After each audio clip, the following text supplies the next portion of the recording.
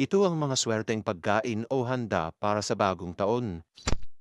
Mga kaibigan, ayon sa Feng Shui, mahalaga raw na meron kayong pagkain o maalsa, halay na lamang ng cake, mamon o kanin, upang makasabay sa enerhiyang dala ng Year of the Fire Horse.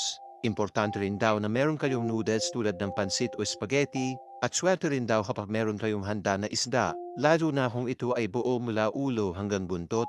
Simbolo raw kasi ito ng kasaganaan sa buhay at makakapag-attract ng swerte mula umpisa hanggang dulo ng bagong taon. May dalang swerte rin ang karne tulad ng baboy dahil kaya nitong tapatan ng enerhiya meron ang fire horse na siyang magdadala sa inyo ng swerte.